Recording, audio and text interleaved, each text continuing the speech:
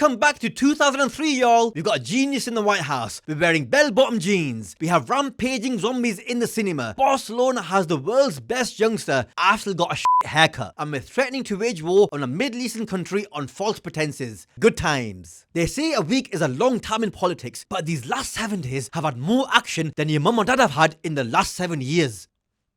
Let's start with the US bombing Iran in what the inflatable what's it called a spectacular success. But I guess that's Iran's fault. Why build your country so close to this many US military bases? It's like you're asking for trouble. In response, the Iranians said, sure, but we already knew the attack was coming and we'd moved all our enriched uranium and people out of the targeted sites a couple of days earlier. Then, in a show of strength, Iran launched missiles which were all successfully shot down at a pre-evacuated American airbase in Qatar. Then, Trump declared a ceasefire. For now, the news moves so fast, by the time I release this, we might all be dead, or Trump might have cussed all of our mums, as well as Iran and Israel.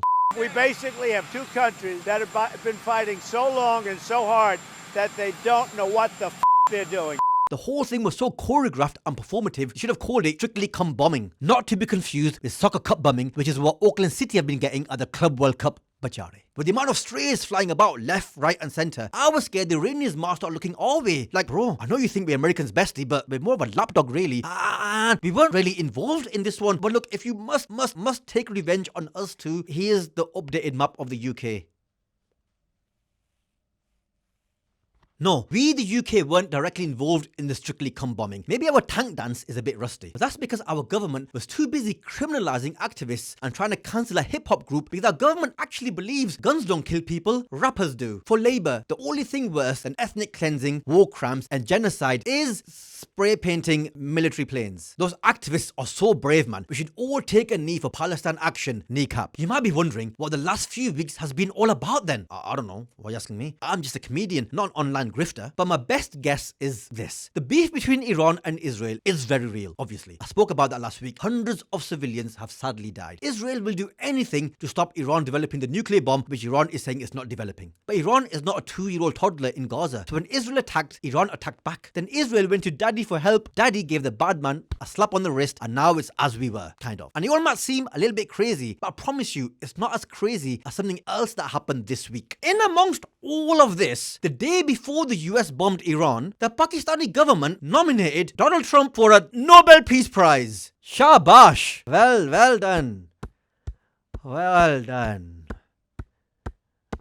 Pause this video, read this, it's legit. They say for his role in the confrontation they had with India last month. If you remember, there was an exchange of fire for a couple of days, but before things got way out of hand, Trump intervened and a ceasefire was called. 2 days before the nomination, Trump had a lunch meeting with the chief of the Pakistani army, Asim Munir. Was the Nobel Peace Prize discussed? Did they talk about how to de-escalate the conflict between Iran and Israel? Is this where the Strictly Come bombing scheme was hatched? I was initially flabbergasted, but then I gave it some thought and yeah, as distasteful as it is, it kind of makes sense. Trump is an egomaniac. What better way to stroke his ego than to declare him king of peace? You stopped an all-out war between India and Pakistan, Trump. You can stop an all-out war between Iran and Israel. And I'm hoping, inshallah, the conversation also included ending the nightmare in Gaza. That's how they probably pitched it to him. Oh, you make the best peace. No one makes peace better than you. You put peace in I'm a piece of shit.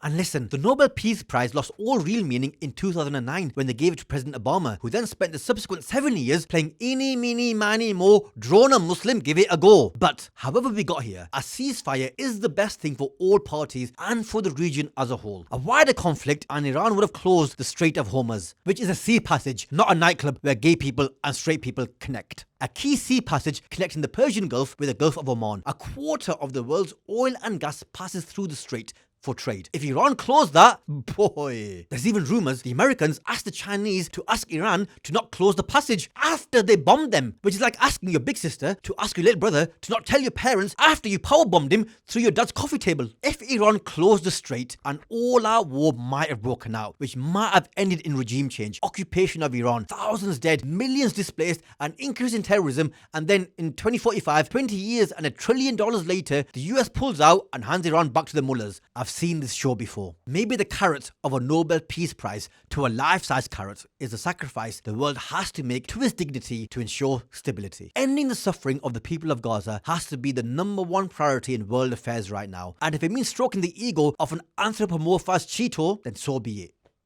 See you next week.